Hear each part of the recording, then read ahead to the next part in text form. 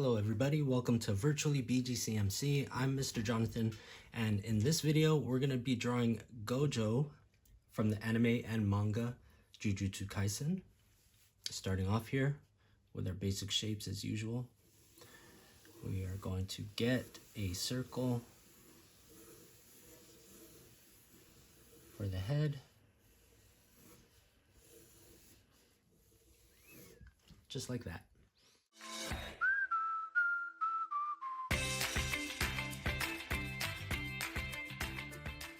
Now from here, we're going to drop the jaw and the chin. I'm going to start on this side, going down just a little bit, and then angling here.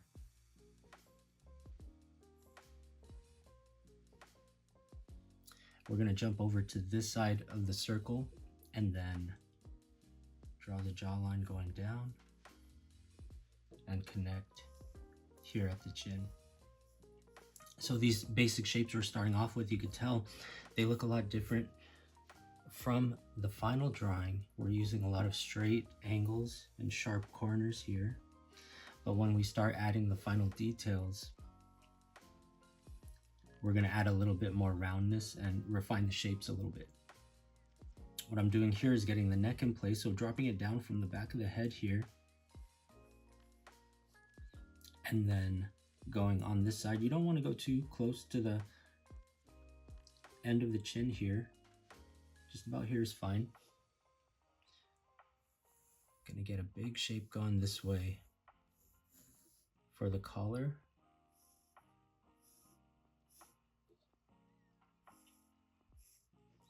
And then the chest and the shoulders are going down. For the shoulders, you want to start them a little bit higher than the chest over here. So I'm going to go about here, go down this way. Okay, these are the basic shapes we need. So the pose that Gojo is in here, we call this a 3/4 pose because he's not facing completely straight or completely to the side. It's a little bit at an angle. What I'm going to do next is get the midline in here. The midline is going to show us where the center of the face is, and it's going to help us line up some of the features as well.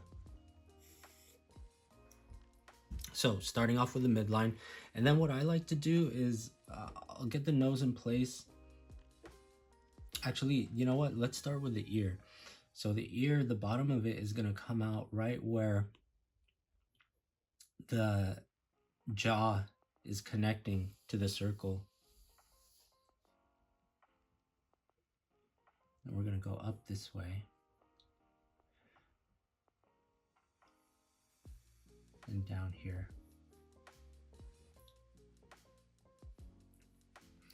Getting the ear in place first, what it's going to help us do is get the location of the nose. So around where the ear is connecting back to the head, the spot here, we're going to line up the top of the nose with that spot. Actually, I'm going to go just a little bit lower, so about here, and get the nose in place. You're going to notice the drawing on this side is going to have some minor differences than the one on this side. So one thing I'm seeing already is that the nose, because my midline is a little bit more towards this way on the head here, the nose, the tip of the nose is a little bit further away from the edge of the head on this one compared to this one. So those minor differences aren't really a big deal. As long as you know how to adjust the drawing that you're working on and make those corrections, you're going to be fine. So we got the nose in place. What this is going to help us do is find the location of the headband he's wearing. And if we go to the top of the nose, then going down first, over to the side, and then up, tucking back behind the ear. That's going to give you the first part. And then going on to the other side, we're just going to drop down the side of the nose here and bring this out. What you want to do to make it look like the cloth is actually wrapping around the head, like there's a little bit of volume to it, is go a little bit outside of the edge of the head and then wrap your headband around. Now we want to go high enough here to where it looks like the headband is actually covering his hairline, because that's what's pushing his hair back, is his headband is kind of making his hair stand back here. So you want to go kind of high up here and then bring this line around to the other side of the circle. And just like on this side, if you go a little bit past the edge of the head here, it's gonna make it look more like the headband is wrapping around. So we're gonna bring it down here. About mid-ear is where we wanna cut the headband off, right there. And then from the back here, we have a little bit extra space, you'll see. What we wanna do is put the back of his hair,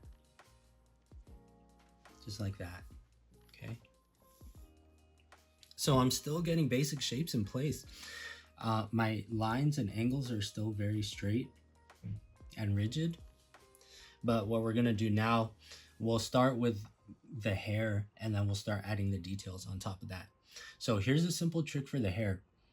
If you see, it might look a little bit tricky with all these spikes, but what you should do first is draw the big shapes first.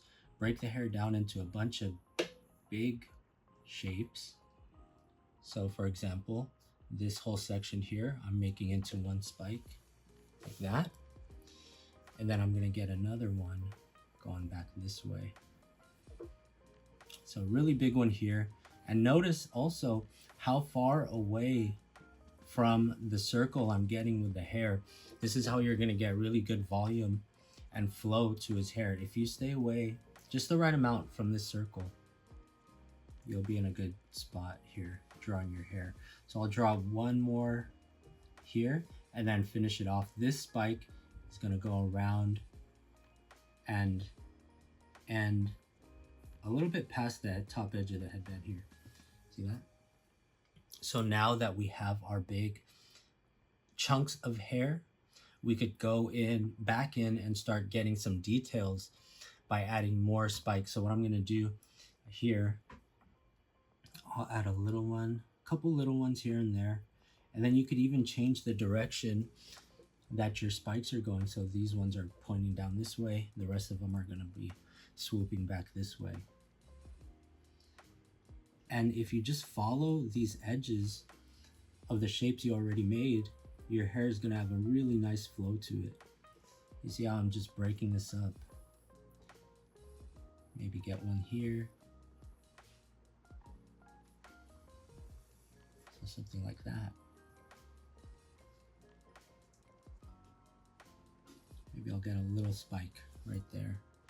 I feel like I might have made this go too far out, or maybe this gap is too close. Maybe I should get in here like this. There we go, that looks pretty good. Let's get a lot of little ones here going down this way. See, so when you get all the details for the hair in here, once you erase all the guidelines that you don't need anymore, the hair is the true shape is gonna come to life. And it's gonna look really nice and flowy. This line I need to get rid of. So this is what I'm talking about. When you clean up all these lines and the edges, the hair is going to look a lot better. And then you could even add a little extra details. So for example, I don't need this anymore. The circle was just the guideline. And you're going to notice too, that circle we started off with, we're not even going to see any of it by the end of the drawing. Okay, so I got that out of the way. And now if you want to add more details to the hair, you could get these lines. Just some strands of hair. Something like that maybe. I think variety is one of the best things you could do here. This to me is not looking too good. I'm gonna adjust a little bit. But variety in terms of the lines you're using and the shapes you're using for the hair. Maybe go this way. Okay.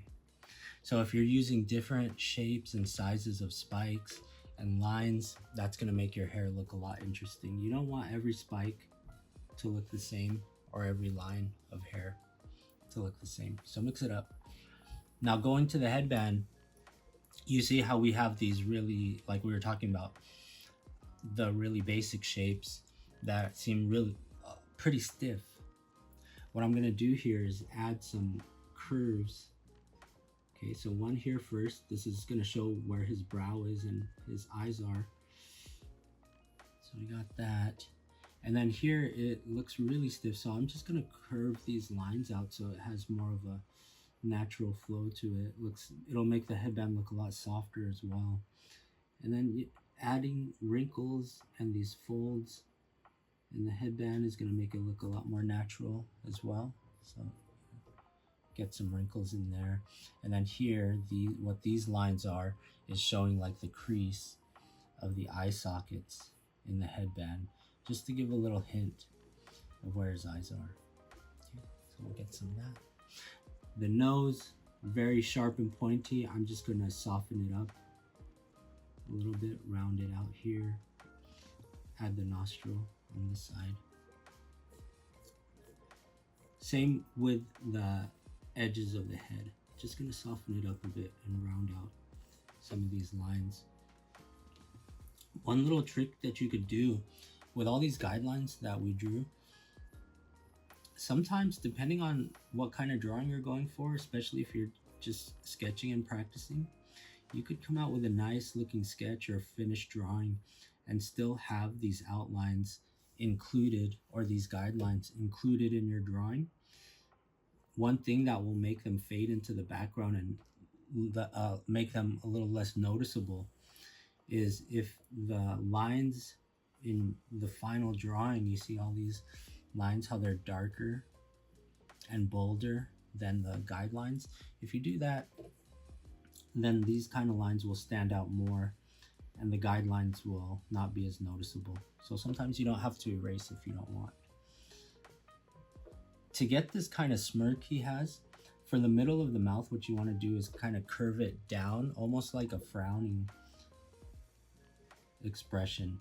But then as you go more towards the corner of the mouth, you start to turn it up like this. Okay. And you can get the little corner fold here, bottom of the lip.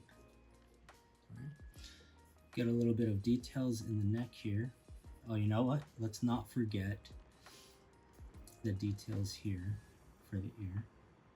You could keep it as simple as you want if you just want to leave this little shape here, or if you want to finish it out and loop this around, loop that around. Okay. The neck actually to me is looking a little bit thin, so I'm going to bring this line out a little bit further. So when you're doing your own drawings, you should always be looking and seeing how it's turning out at every step. And then when you need to make adjustments like I'm doing now, you'll be able to spot those things and just find ways to make your drawing look better with just these little details.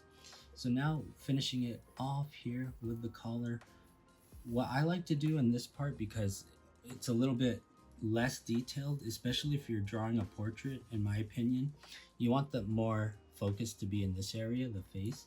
So if we work more carefully and add more details to this area, this part is going to be a little bit more loose and free. Maybe not even as much details and not even like as clean and refined. I think it gives a cool look to your portraits, and it won't distract from all the details that you worked on in the face. So that's why I'm, drawing my lines really quick, really sharp here, and just be kind of free. Okay, so there we go. And then the last step, what you want to do is always look at your drawing before when you think it's complete, give it one last look. Maybe there are some adjustments that you can make to improve it, even just ever so slightly.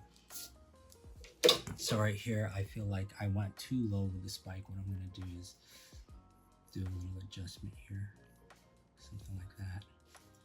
Okay, and then this I feel is going too far out, so I'm going to cut it short, maybe about here. Okay, so this is what I'm talking about. Those little details, little adjustments that could improve your drawing. If you take the time to do this, your drawing is going to get better, faster, because you'll be learning how to correct mistakes, and your eye will be trained on how to spot the differences that will make a good drawing into a great drawing.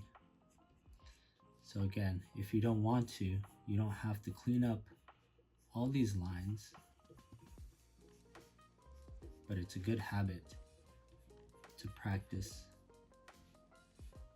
just to have some nice, clean, finished artwork. Okay, and there you go. I think mine is all done. If you stuck around till the end, I hope your drawing turned out well also. And that's going to be it for today. Thanks for joining. We will catch you next time. Bye.